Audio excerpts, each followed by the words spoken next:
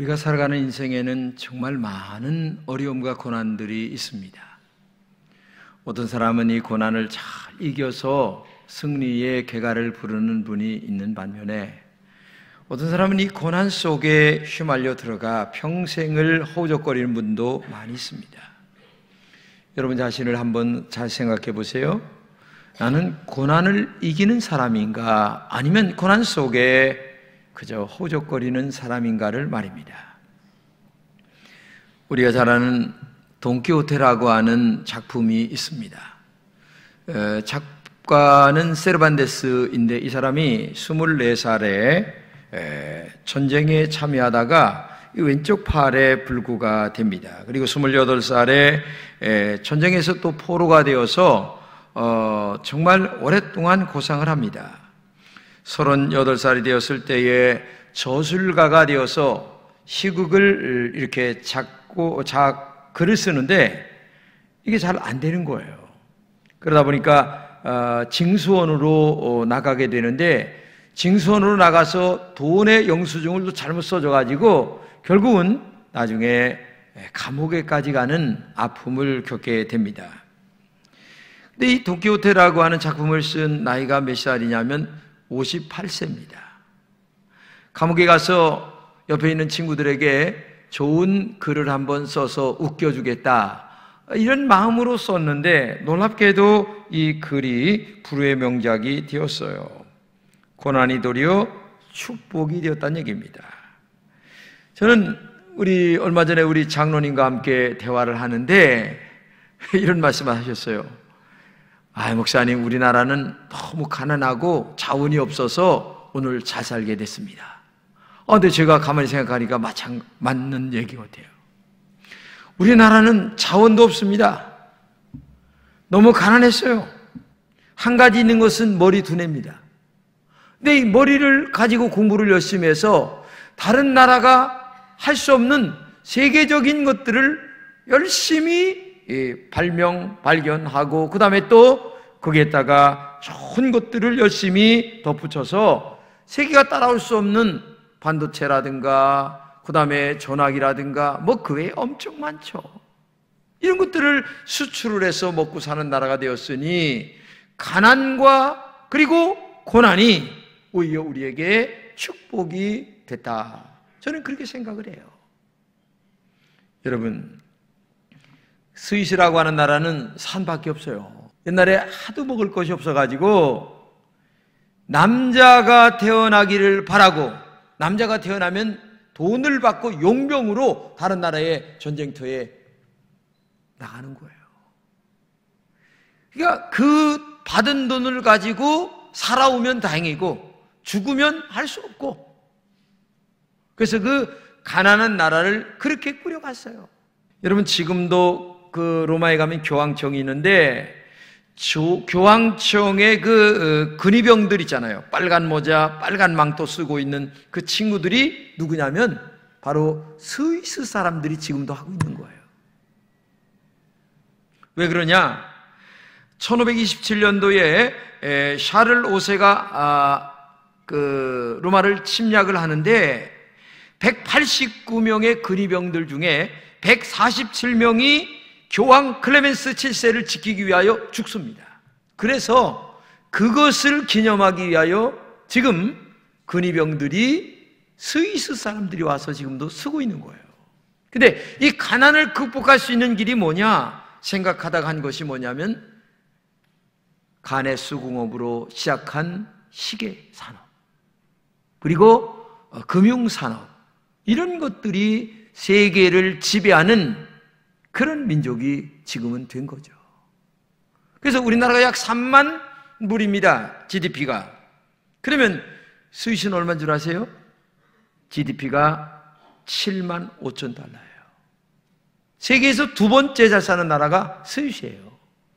그러니까 오히려 가난과 어려움과 고난이 그들의 삶에 축복이 됐다는 것을 알아야 돼요.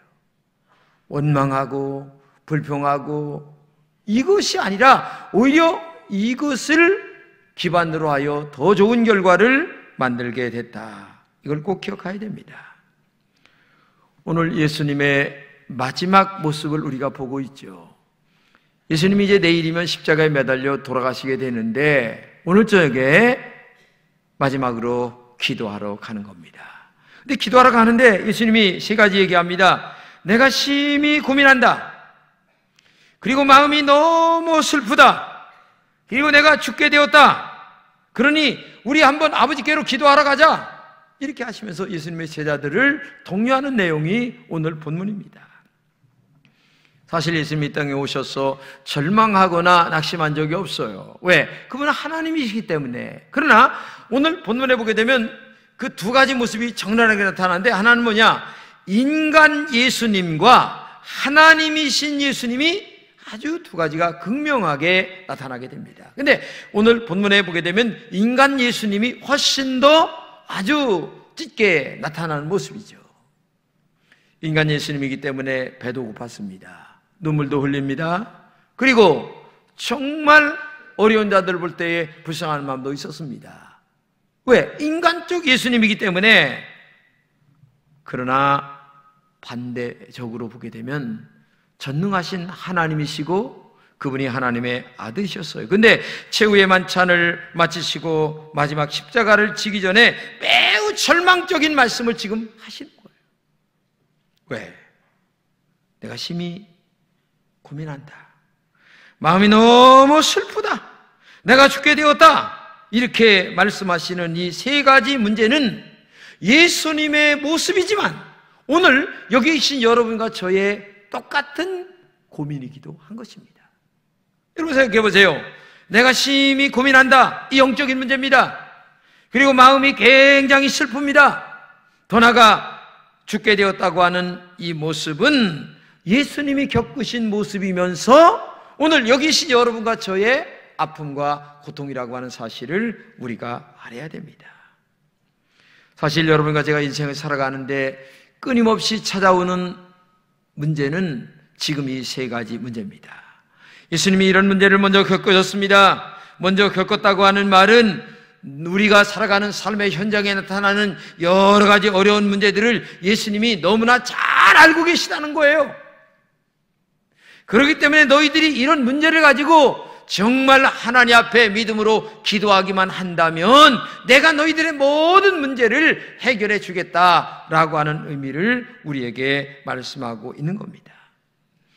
여러분들이 문제 있을 때에 제일 먼저 떠오르는 게 뭡니까?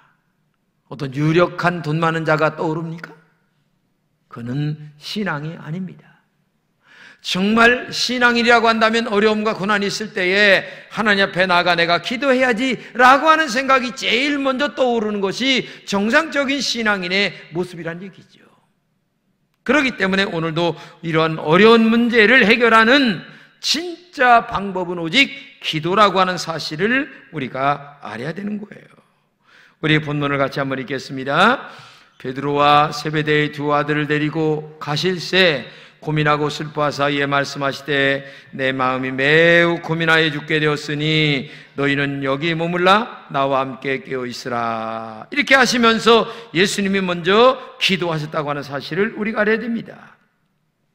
사실 예수님은 최후의 만찬을 마치시고 자신이 십자가에 지실 것을 말씀하셨죠. 근데 제자들은 경쟁적으로 충성을 약속을 합니다. 이런 제자들 중에 수자인 베드로와 야고보와 요한을 데리고 겟세마네로 기도하러 가시는 내용 아니겠어요? 즉 우리 인생의 세 가지 문제를 말씀하시면서 이 문제를 해결할 수 있는 길은 오직 기도밖에 없다. 그래서 너희들 나와 함께 기도하러 가자. 이 말씀을 지금 하고 있는 거예요. 우리는 본문에서 세 가지 문제를 예수님이 어떻게 해결하셨어요? 기도로 해결했다는 사실을 우리가 알아야 됩니다. 첫째는 영적인 고민을 가지고 기도하러 가셨어요. 오늘 본문에 마음이 고민하여 이렇게 말씀하십니다. 이것은 영적인 고민을 얘기하는 겁니다. 이 영적 고민이라고 하는 것은 아주 극도로 당하는 괴로움을 얘기하는데 보세요. 예수님이 지금 십자가에 매달려 죽는 순간 영적으로 보게 되면 하나님과 예수님과 끊어지는 단계입니다. 단절되는 순간이에요. 이 영적인 단절이 예수님에게 얼마나 아팠으면 이 고민이 가득했나를 우리가 알 수가 있는 거죠. 다른 번역에는 이렇게 얘기합니다. 내 영혼이 죽음에 이를 만큼 너무나 괴로웠다. 그러니까 하나님과의 단절이 얼마나 가슴 아팠으면 내가 고민하여 죽게 되었다, 이렇게 말씀하고 있는가를 알아야 돼요. 영적인 고민은 밖에 있는 고민이 아닙니다. 우리 내면에 있는 고통입니다. 예수님께서 이런 고통을 하나님과 바른 교제가 막힐 때 찾아오는 거라고 말씀하고 있죠. 그러니까 우리 내면의 고통은 뭐냐? 영적인 고통은 하나님과 뭔가가 막힐 때 오는 거예요. 막히기만 하면 평안도 없고 안식도 없습니다. 왜? 하나님과의 관계가 막혔기 때문에 그래요. 더 깊이 말한다면 영적인 고민은 막혔기 때문에 오는 고민인데, 뭐 때문에 막힙니까? 바로 죄라는 것 때문에 영적으로 막히게 되는 거예요. 여러분, 아담과 하와가 범죄했을 때에 하나님과 막혀서 에덴 동산에서 쫓겨납니다. 땀 흘립니다. 땅을 갈아야 됩니다. 죄 때문에 해산의 고통을 겪게 됩니다. 바로 주님께서 십자가를 놓고 고민하신 것은 바로 하나님과 우리를 갈라놓은 이 죄값을 치르기 위한 영적 고민을 하셨다는 사실을 우리가 알아야 되는 거예요. 죄는 정말 무서운 겁니다. 죄는 우리의 육과 영을 지옥으로 끌고 가는 엄청난 무서운 힘이 있어요. 이런 더럽고 무서운 죄를 용서하시려고 예수님이 십자가를 졌다는 사실을 우리가 알아야 됩니다. 이 죄는 세 가지 관계를 파괴한다는 것을 알아야 됩니다. 세 가지. 하나님과의 관계를 파괴합니다. 죄 짓고 나면 하나님과의 관계가 서먹서먹 막히게 돼요. 죄 짓고 나면 교회 나오기가 이상하게 서먹서먹거립니다. 여러분 생각해 보세요. 그래서 이 죄는 하나님과의 관계를 막히게 만드는 것이 있다는 것을 알아야 되고, 죄는 기도 응답을 파괴합니다. 우리 같이 한번 읽겠습니다. 시작. 여호와의 손이 짧아 구원하지 못함도 아니요 귀가 둔하여 듣지 못하심도 아니라 오직 너의 죄악이 너희와 너의 하나님 사이를 갈라놓았고 너의 죄가 그의 얼굴을 가리어 너에게 듣지 않으시게 함이니라. 그러니까 죄를 지면 하나님이 기도를 듣질 않으세요. 그래서 교회 나와 기도할 때에 제일 먼저 해야 될 게 뭐냐면 회개 기도를 해야 되는 거예요. 하나님과 막힌 담을 먼저 헐어놓고 그 다음에 기도를 해야 그 기도가 상달된다는 얘기예요. 세 번째는 죄는 축복을 파괴합니다. 창세기 3장에 아담과 하와가 선악과를 따먹게 타락하는데 그때 하나님이 주신 땅이 저주를 받습니다. 엉겅퀴와 가시덤불로 바뀌죠. 이것이 죄의 값이에요. 주님은 이런 하나님과의 죄를 담당하기 위하여 고통 중에 고민하셨습니다. 많이 고민하신 결과는 이 문제를 해결하기 위한 유일한 길은 뭐냐? 기도밖에 없다. 그래서 함께 기도하러 가자, 이렇게 말씀하고 있는 거예요. 여러분도 하나님과 막힌 담을 헐기 위해서 해야 될 게 뭐겠어요? 회개 기도하러 가야 되는 거예요.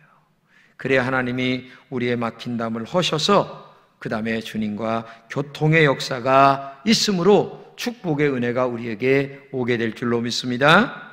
둘째는 세상의 슬픔을 가지고 기도하러 가셨어요. 오늘 본문에 슬퍼하사 이런 말씀이 있습니다. 이 슬픔이라고 하는 것은 극도로 마음의 갈피를 잡지 못할 정도의 괴로운 상태를 얘기하는 거예요. 이런 슬픔은 인간관계에서 생기는 거예요. 여러분, 인간관계가 뒤틀 때에 마음이 얼마나 슬픈가를 알죠? 인간관계에서 제일 뒤틀리는 문제는 뭐냐면 배신의 문제입니다. 여러분 생각해 보세요. 가장 가까운 사람에게 배신당해 본 적이 있으시죠? 이게 정말 슬픈 거예요. 저도 인생을 살면서 한 가지 마음에 아팠던 것은 믿었던 사람에게 등돌림을 당할 때에 가슴이 많이 아파요. 여러분, 어떤 경우에도 남을 등치는 일이 있어서는 안 됩니다. 처음과 마지막이 일맥똑같이 쭉 유지가 되는 이런 관계 유지가 되어야 되는데 우리에게는 이익과 유익을 따집니다. 그러면서 나에게 이익이 없다고 할 때에는 가차없이 버리는 것이 인간인데, 오늘 본문에 예수님께서 내일이면 십자가에 매달려 죽는데 그때 자기를 배신하고 떠나갈 제자들을 생각할 때에 너무나 마음이 슬펐던 얘기예요. 너무 가슴이 아픈 거야. 이런 문제를 해결할 길은 한 가지예요.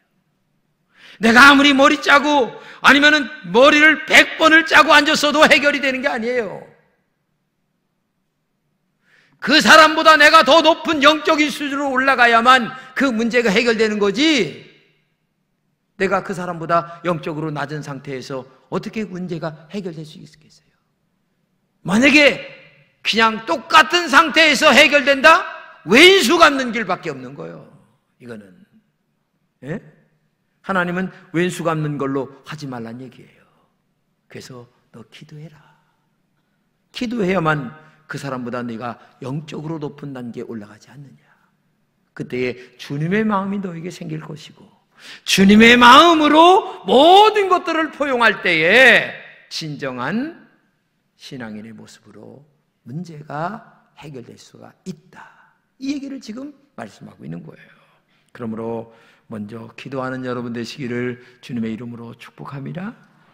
세 번째는 육적인 아픔을 가지고 기도하셨어요. 본문에 죽게 되었으니 말하는데, 하룻밤만 지나면 져야 할 십자가를 생각할 때 너무나 고통스러운 거죠. 왜? 예수님은 지금 인성이신 사람인 예수님의 모습으로 이 건을 바라보고 있는 거예요. 근데 십자가에 매달린다는 것이 얼마나 큰가를 알고 있는 예수님이, 예? 지금 그걸 보면서 너무나 마음에 아픔이 있는 거예요. 여러분, 예수님도 사람으로 오신 예수님은 피곤할 때 주무셨고, 배고플 때 무화과 열매를 찾으셨고, 그렇죠? 나사로가 죽었을 때에 인정이 있었기 때문에 눈물을 흘렸던 분이 예수님이에요. 우리가 똑같은 사람으로 오셨기 때문에 그래요. 인간이신 예수님이 십자가가 얼마나 고통스러운 것인가를 아셨기 때문에 지금 매우 고통 중에 있다. 죽게 되었다는 것은 육체적인 문제입니다. 우리도 살아가면서 병들었을 때, 실패했을 때, 삶이 무거워질 때 죽게 되었다고 탄식하는 것은 인간의 본능입니다. 바로 예수님이 제자들 데리고 겟세마네 기도하러 가신 이 기도의 제목은 세 가지입니다. 영적인 문제, 그리고 인간관계의 문제, 그리고 세 번째 육체적인 고통의 문제를 가지고 예수님은 지금 기도하러 올라가셨다는 얘기예요. 사실 우리의 인생의 문제를 함축하면 세 가지입니다. 이 세 가지 문제는 우리들의 문제고 여러분의 문제고 저의 문제이기도 합니다. 이런 문제를 뭘로 해결하느냐? 오직 기도만이 해결할 수가 있다는 거예요. 기도할 때에 하나님이 좋은 사람을 붙여주기도 하시고, 기도할 때에 하나님이 성령으로 역사도 하시고, 기도할 때에 모든 것을 합력하여 선을 이루게 하시는 하나님의 영적인 역사가 우리에게 나타나게 될 줄로 믿습니다. 그래서 기도가 중요하다는 얘기예요. 자가 본문을 읽겠습니다. 시작. 조금 더 나아가사 얼굴을 땅에 대시고 엎드려 기도하여 이르시되, 내 아버지여, 할만하시거든 이 잔을 내게서 지나가게 하옵소서. 그러나 나의 원대로 마옵시고 아버지의 원대로 하옵소서 하시고, 이렇게 기도했어요. 이 주님의 기도를 보게 되면 절규 자체입니다. 세 가지가 나타나요. 첫째는 인간이 취할 수 있는 가장 겸손한 모습. 왜? 얼굴을 땅에 대시고. 이 겸손이 중요하죠. 두 번째는 정말 간절한 모습.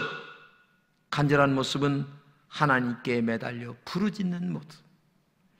성경에 이런 기도가 많이 있는 것을 보죠. 부르짖어 기도하라. 맞습니다. 한나처럼 간절하게 기도해야 되고 엘리야처럼 뜨겁게 기도하는 모습이 우리에게 있어야 되는 거죠. 그렇지 않아요? 세 번째는 하나님께 맡기는 기도였어요. 아버지의 원대로 하옵소서.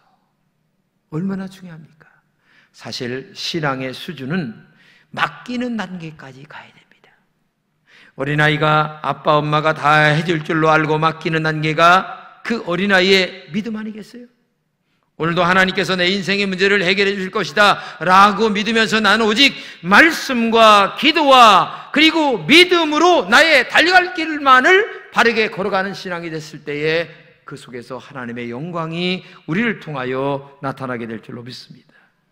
성경에 맡기라는 말씀이 많이 나와요.